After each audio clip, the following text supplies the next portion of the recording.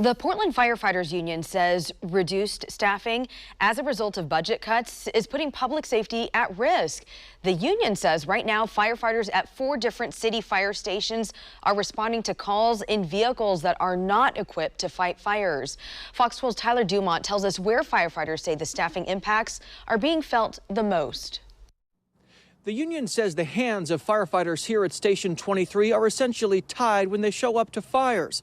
That's because they say there's not enough people staffed here, and they're not responding to calls fully equipped to fight fires. Lots of black smoke. When a fire broke out in the basement of this Southeast Portland home a week and a half ago, the nearest firefighters came from Station 23, less than a half mile away. The 2-person crew based there showed up at the home first, within minutes. Rescue 23's arrived. But that crew could not do anything about the growing flames and had to wait for help from other stations.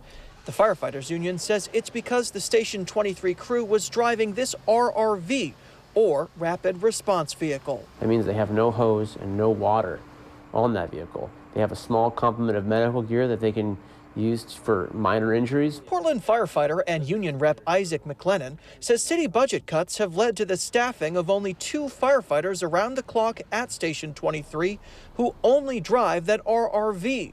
Standard staffing at the 30 other Rose City fire stations is on par with firefighters' training. Crews of at least 4 who respond to all calls in fire engines. And I feel like the city of Portland's kind of playing roulette with people that live there. The neighborhood served by Station 23 is mixed with places and things that firefighters say could require a critical and timely response, including freight trains and MAX lines, apartment buildings, homes, and businesses. It's part of a city that has seen a near 12% increase in population over the past decade. However, in that same period, the total number of on-duty firefighters at any given time has decreased. McLennan says the union wants to change that.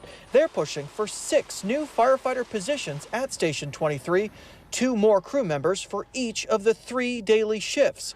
Without them, the union says the delays of waiting for more manpower and properly equipped vehicles to arrive could have a devastating effect. In these situations, they show up and they just aren't able to do the work that they're trained to do.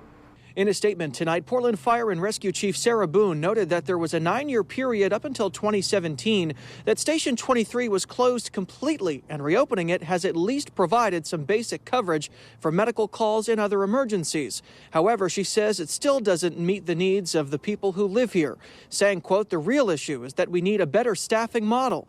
We are working closely with Commissioner Hardesty's office to identify strategies that will enable us to adequately staff Fire Station 23, as well as other areas that have suffered from cuts we have taken in the past." Now, we wanted to speak with City Commissioner Joanne Hardesty, who oversees Portland Fire and Rescue. However, her staff told us that she was unavailable and on vacation until mid-December. Reporting in Southeast Portland, Tyler Dumont, Fox 12 Oregon.